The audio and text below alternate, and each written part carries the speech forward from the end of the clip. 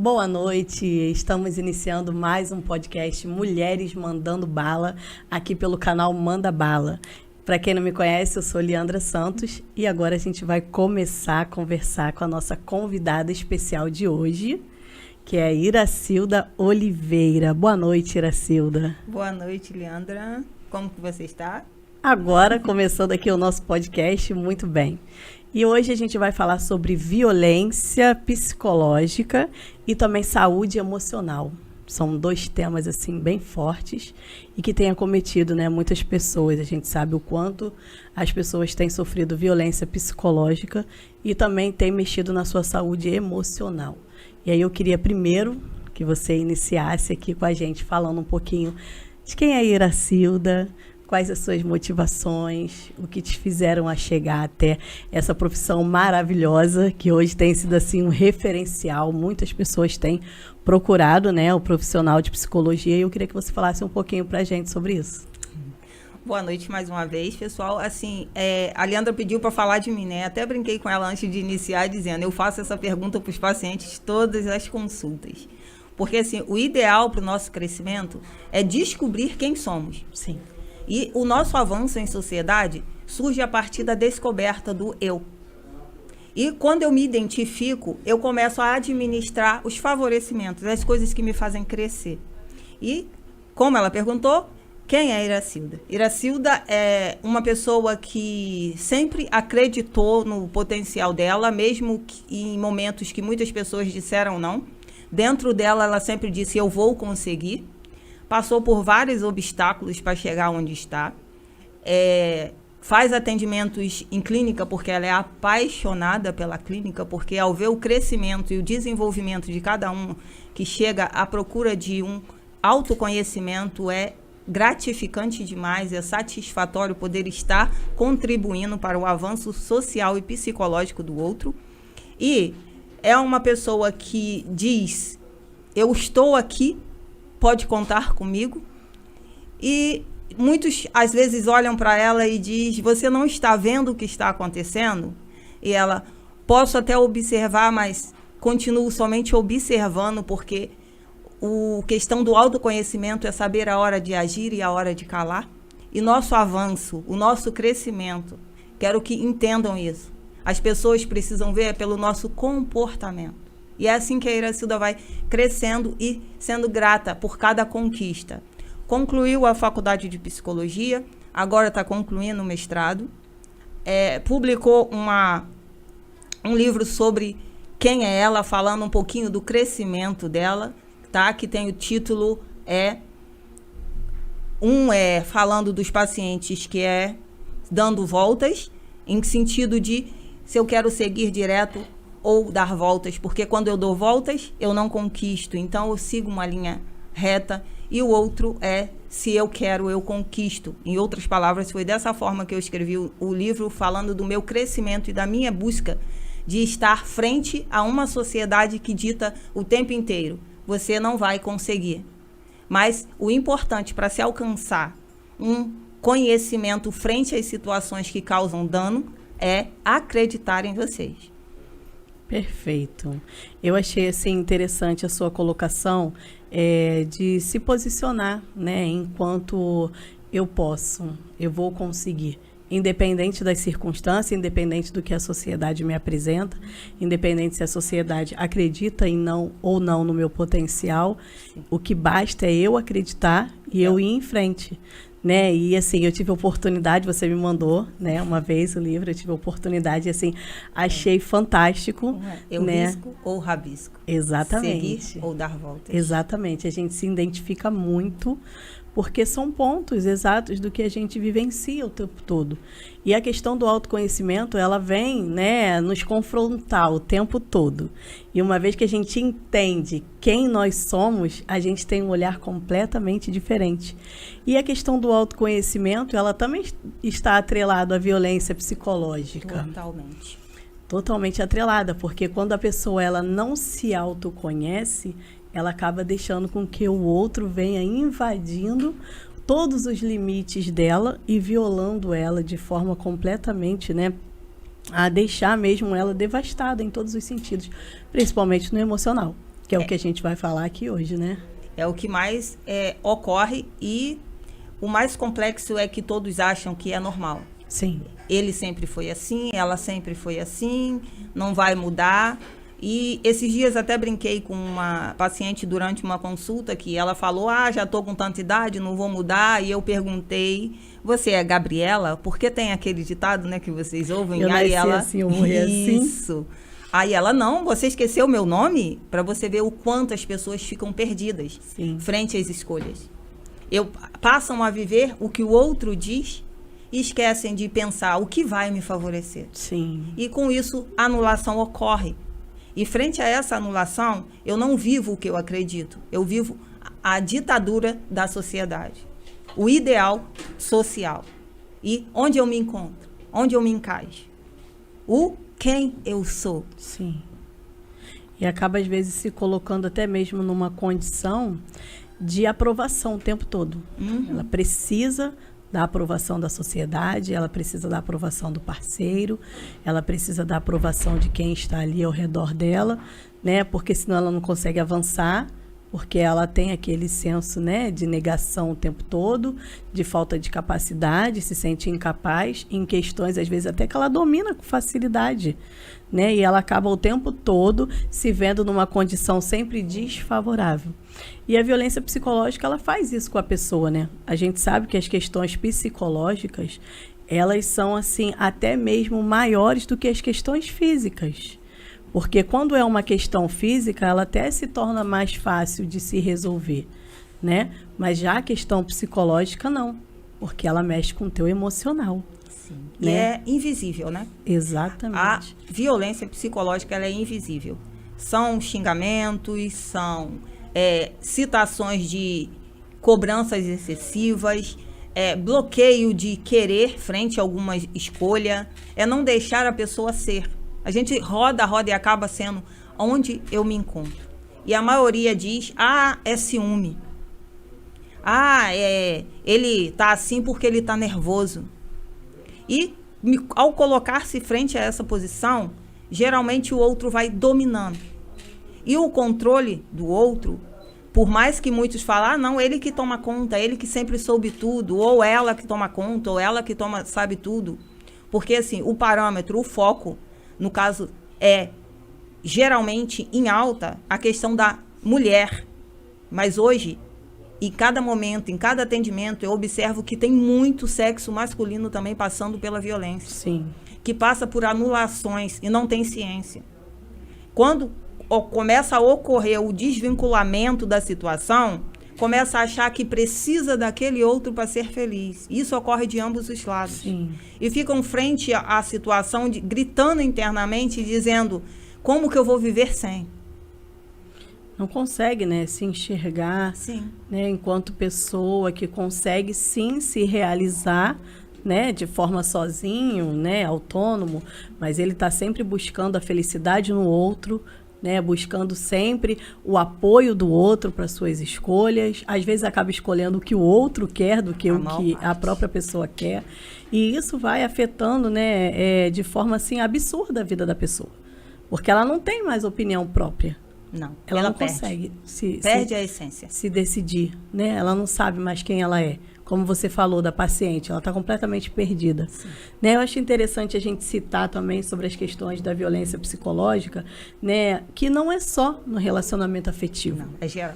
É geral, de forma geral. Pode ser tanto na questão familiar, na questão de trabalho, né? No seu vínculo ali diário, de repente, de um ciclo de amizade, você pode estar sofrendo violência psicológica, até porque ele está atrelado às questões de controle daquela pessoa, de ameaça, né? Então a gente sabe que a violência psicológica, ela acaba sendo, de repente, passada no dia a dia. De repente não, é com frequência. Com frequência. Porque, como eu falei antes, é sinal de normalidade. Isso, exatamente. Então as pessoas não têm ciência, por isso ela pode ser concebida como no invisível. automático. Isso, vive automaticamente aquela situação, abraça, como eu costumo dizer, e carrega no colo como se fosse a melhor amiga. Só que o seu melhor amigo precisa ser você. Sim. Você precisa estar feliz com você. E depender do outro para poder estar bem não é favorável. O outro precisa acoplar para que você cresça, assim como você na vida do outro. Ele também precisa olhar dessa forma. Isso tanto é em relacionamento amoroso quanto em qualquer tipo de relacionamento, frente a uma sociedade. Se eu preciso adentrar a um núcleo e dentro desse núcleo peça para que eu mude alguma forma de agir, de pensar, é favorável adentrar? Claro é um que tipo não. de violência. Mas muitos acham, se eu não fizer isso, eu não fico ali. Sim. É uma anulação. É uma anulação. E se eu me anulo, eu estou cometendo violência contra mim. Sim. Por Tá isso, se auto-sabotando. Isso. Por isso ela é vista de forma invisível. Nós viramos mecanicamente o que a sociedade diz, o que o grupo diz, o que a crença diz. A cultura traz enraizada e nós carregamos como o normal. E como desfazer essa normalidade que não está agregando um crescimento em minha vida? O autoconhecimento.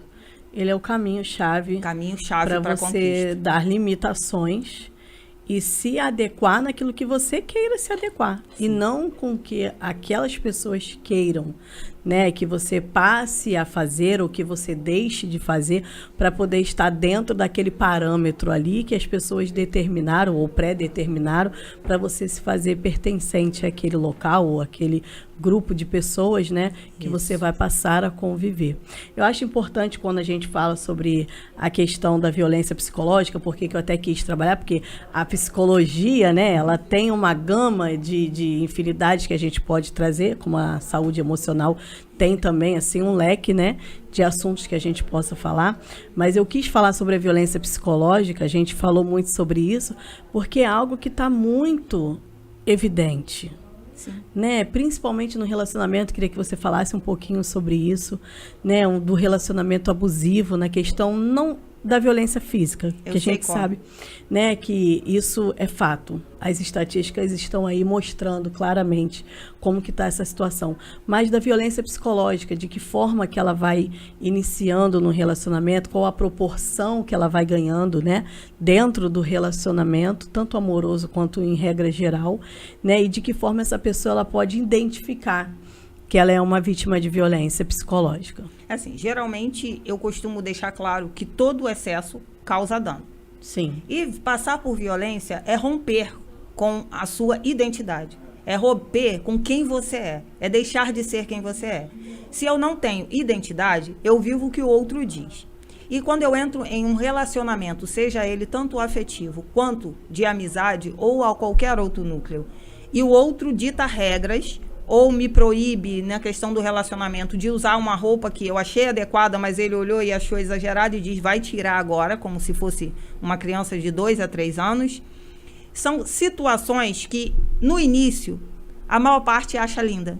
Acha legal, porque não, ele está cuidando, que ele é visto como um cuidado. Por isso, ela vem de forma, olhando externamente de forma natural.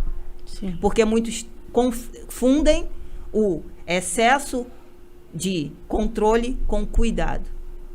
Sim. E nessa confusão, eles passam a deixar acontecer. Até o momento em que se veem chorando internamente, gritando, tristes, querendo entender, não aconteceu nada. Porque a fala é sempre essa. Não aconteceu nada. Sempre foi assim. Por que que eu estou me sentindo tão vazia? Esse vazio não vai embora. Mas vai embora como se eu estou preenchendo o meu ser e a minha identidade com as questões do outro. Estou alimentando aquilo. E não com o que eu realmente acredito. O pouco que às vezes você acha que não é o suficiente porque o outro diz, talvez seja esse pouco que seja você. Sim. E sim, a forma que você olha para esse pouco é que vai dizer se ele é pouco ou não.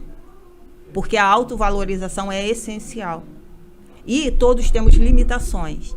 E as limitações precisam ser de acordo com o conhecimento. O outro doou 100%. Hoje eu não posso dar 100%. Então o que eu faço? Eu dou o meu melhor. Sim. E fico satisfeita. Olha, hoje eu consegui isso, mas assim que possível eu contribuo de uma melhor forma. Mas, frente à questão da violência psicológica, ele olha sempre, poxa, ele deu mais e eu não consegui fazer. E começa a me diminuir. E esse olhar de ser menor faz com que minha autoestima vai lá embaixo e torne-se negativa. E ao olhar no espelho, o reflexo que vejo é totalmente contrário ao que eu realmente represento. Porque eu costumo dizer o que refletimos, o que temos dentro. Se estamos com muita dor e insatisfeito conosco, tem como ficar belo frente ao espelho? Não. E essa ausência de conhecimento da sua própria visão, o outro vem, aproveita por estar observando que você está frágil e diz, realmente você não está agradável. E o que eu faço? Eu acredito que não estou agradável. E são assim as vivências da violência psicológica. Falas, palavras, atitudes de controle de você não vai comer, você não vai beber, você está acima do peso, você não vai sair e eu vou aceitando. Você é obrigada a conviver nesse relacionamento, isso, porque desse se jeito. você terminar, você não vai conseguir outra pessoa melhor do que eu, você não vai conseguir se manter, você não consegue avançar, você é completamente dependente, né? E acaba com que essa mulher ou esse homem, o que seja, vai, né?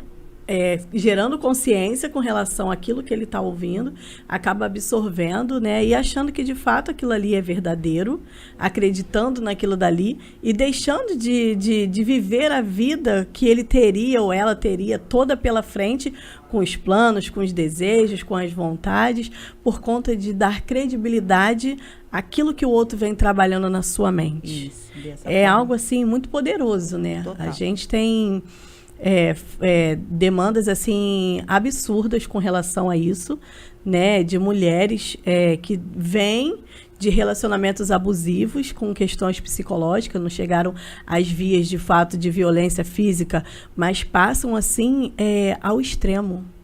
Eu já acompanhei mulheres que chegaram ao ponto de ficar o tempo todo prestando atenção. Será que ele está precisando de água? Uhum. Será que ele... E o chinelo está ali na beira da cama? Dessa forma. Não, porque se não tiver, ele vai brigar comigo. Não, e aí o tempo todo o homem pressionando. Cadê minha água? Essa comida não está boa. Por que você demorou? Por que você não atendeu o telefone? Por que você demorou para poder falar comigo na hora que eu chamei você? Por que você não veio de forma imediata? E são N situações que deixa ela ali o tempo todo apreensiva. Às vezes ela está ocupada, vai demorar para atender o telefone e ele vai querer saber por que demorou para atender. Então, assim, vive o tempo todo sob pressão, E com sob medo. controle. Sob controle, exatamente, né? São questões que deixam ela completamente fora da realidade dela enquanto mulher, de fazer as coisas no tempo dela, da maneira que ela acha que tem que ser, e no tempo oportuno para atendê-lo, para fazer aquilo que ele deseja que ela faça, né? Em comum acordo, e não sob pressão. Isso, porque assim, o respeito é algo essencial na vivência na sociedade. Sim, sem dúvida. Seja ela em grupo ou individual. Porque se eu tenho respeito, eu sei estar frente ao outro de forma adequada. Entendeu? E assim, eu tenho um exemplo da questão também do preconceito, que é uma violência grandíssima, assim. Eu posso dizer até me usar como exemplo, porque, como você sabe, eu sou divorciada, né? E quando eu procurei para dar entrada, a pergunta de um dos responsáveis pelo local falou: se você no momento não está trabalhando, como que você quer se separar? Quem vai te sustentar? Que absurdo. Para você ver. E dependendo do momento e da situação interna que você está, o que você vai fazer? Retroceder do que você escolheu. É o que ocorre no dia a dia.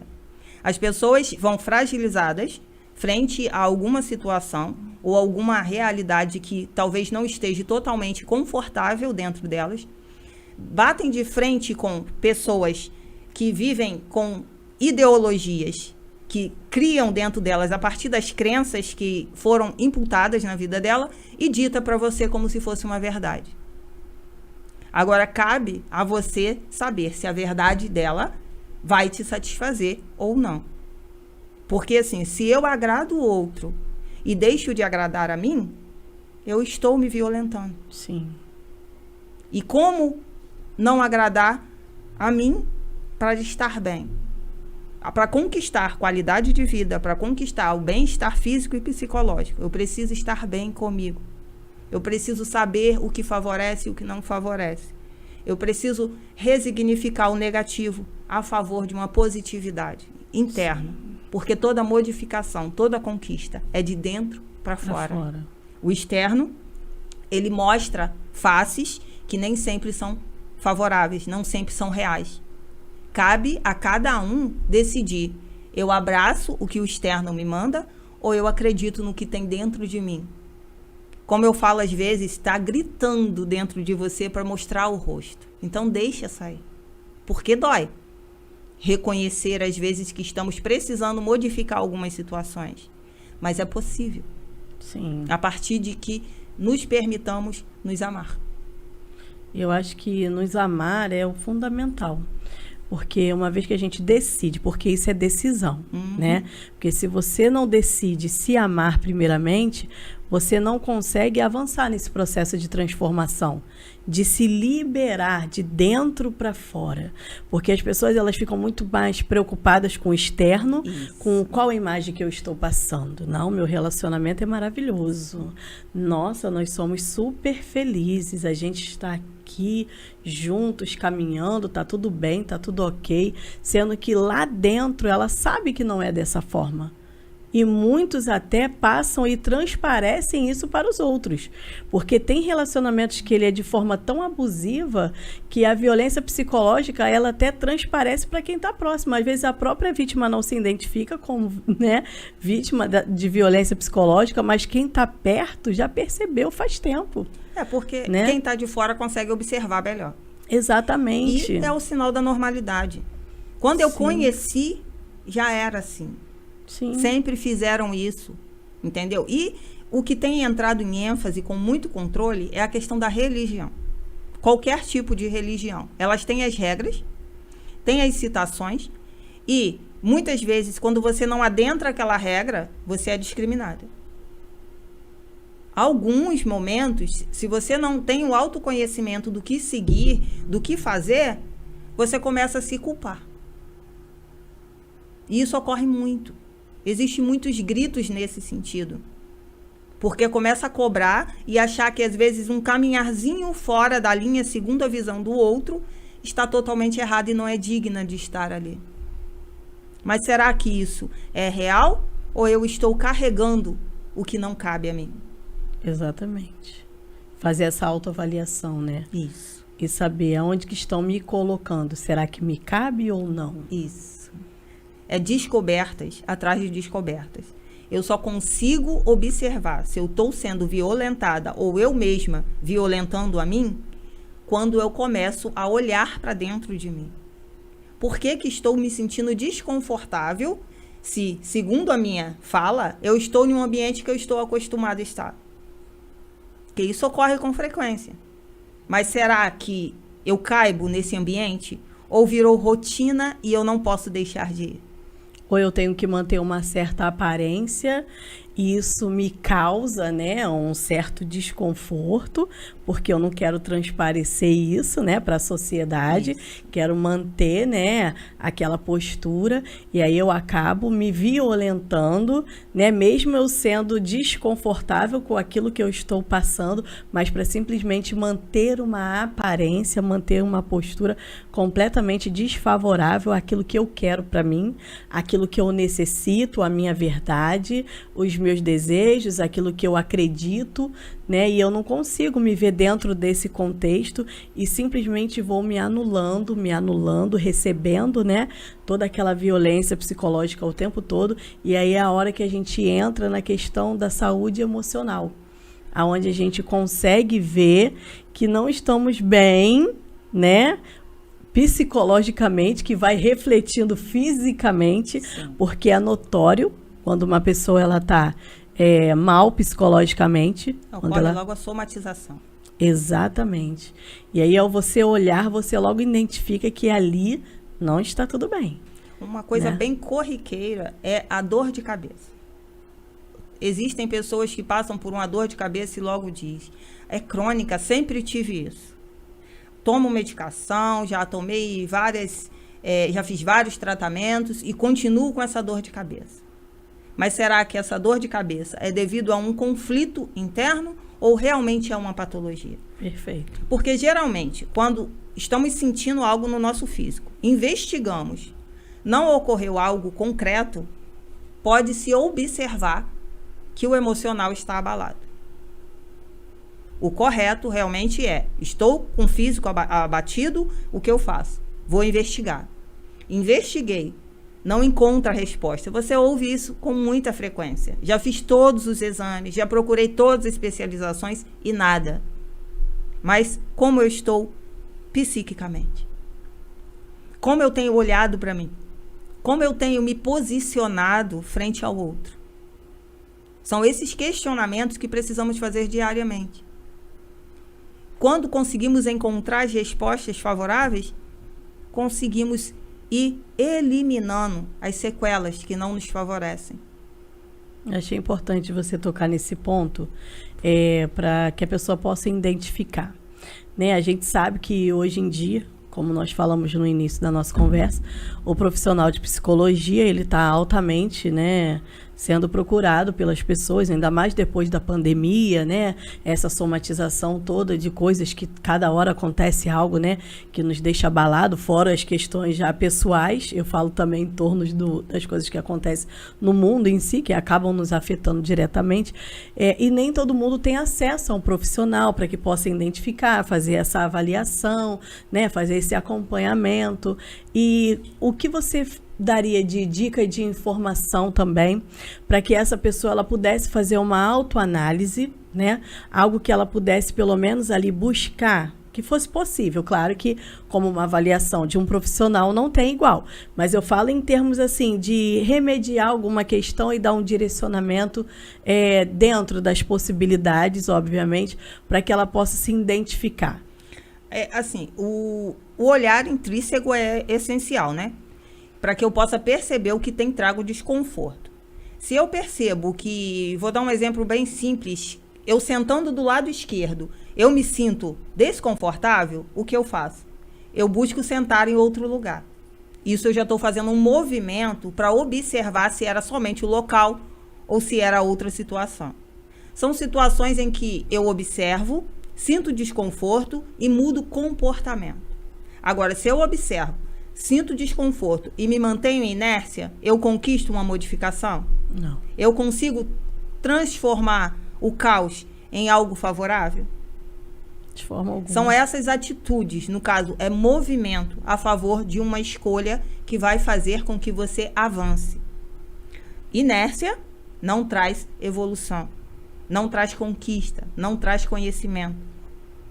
Toda conquista, todo conhecimento precisa de movimento. Então, a autoavaliação, o olhar para dentro de si e identificar o desconforto, a tristeza, que muitas vezes eu digo, não sei por que eu amanheci tão triste hoje, não quero nem sair da minha cama. Mas eu começo a refletir e fico, não aconteceu nada de anormal. Será que realmente não aconteceu? Ou eu fui guardando várias situaçõezinhas e chegou o momento do ápice? Gritou e eu não dei mais conta de agir a meu favor. Porque a anulação permite com que isso ocorra. E muito corriqueiramente. E se eu observo, percebo que eu quero ficar na cama hoje, que estou com uma dor incontrolável, mas não sei de onde vem. E eu consigo levantar. Mesmo que andando bem lentamente, eu estou fazendo um movimento contrário. Então, eu tenho chances de sair desse ciclo. Só que, como eu costumo dizer, isso é um processo. Não existe hoje eu conseguir fazer um movimento contrário ao caos e o resultado chegou. Sim. Eu vou construindo dia após dia. Dia após dia. Como eu digo também, degrau por degrau. E às vezes eu chego no meio da escada e me apavoro e retorno para o primeiro degrau. Porque eu quero ver respostas rápidas. Mas a nossa conquista, a nossa emoção em respeito ao nosso ser, ela é construída dia após dia. Porque, infelizmente, dores e dificuldades, infelizmente, surgem todos os dias. Sim. Mas como eu lido com elas, é que vai dizer se eu avanço ou se eu retrocedo. E eu acho que quando a gente percebe, né, que tem algo de errado, parar para poder analisar, como a gente está falando agora nesse momento, o que eu estou vivendo? Isso. Como que está o meu relacionamento? Como que está o meu trabalho? Como que está a minha vida financeira? Né? De que forma eu tenho que agir, né? Para poder ir de contra aquilo que eu acho que não está certo.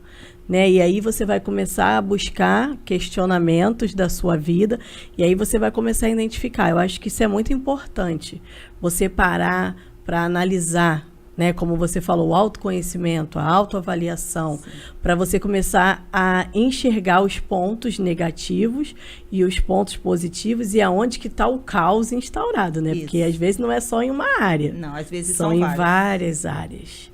Porque vira costumeiro. Se eu não olho para mim, não me identifico. Sim.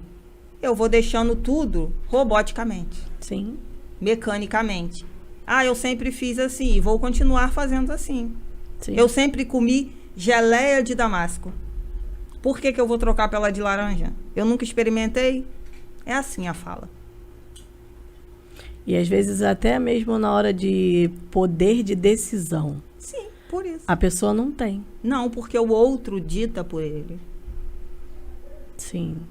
O outro diz, eu acho legal. Vamos supor, a Leandra chegou aqui para mim e falou, nossa, o podcast hoje vai ser sobre a moça que caiu ali na esquina.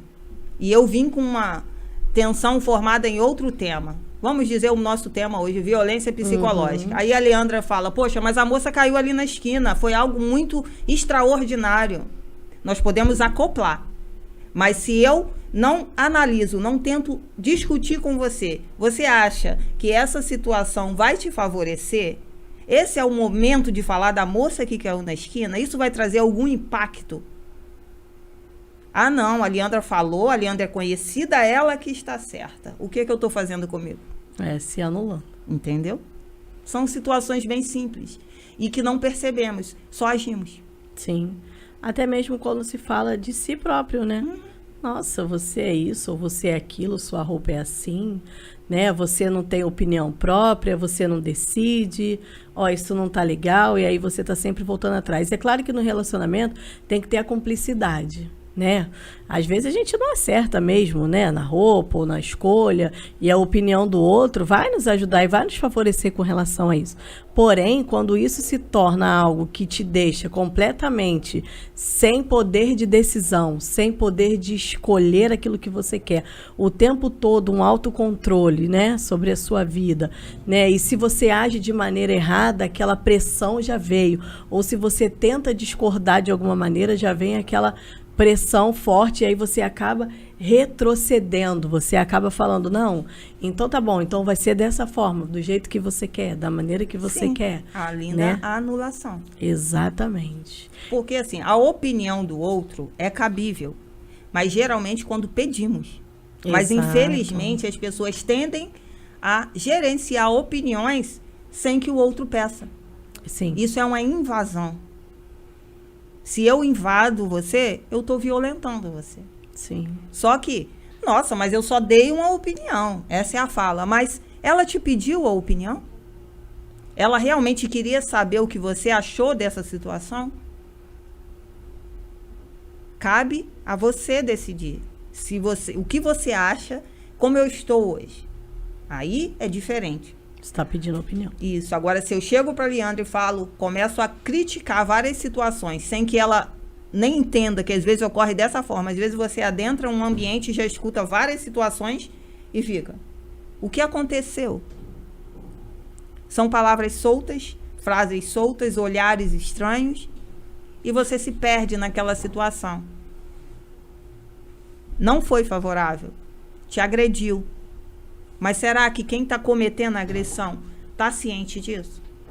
A gente sabe que tem, né, inúmeras situações que às vezes até mesmo o próprio agressor ele não se dá conta, né? A maioria das vezes não. Não se dá conta de estar ali o tempo todo cometendo a violência psicológica como se fosse algo completamente natural, não sabe, né, que está cometendo aquilo. E como tem casos que a gente sabe que a pessoa tem total consciência do que ela faz e ela até faz justamente porque ela sabe que ela alcança ali resultado. é o famoso sociopata. É isso aí, a gente vai minando. O sociopata, porque ele age assim, como se fosse a melhor pessoa da face da Terra.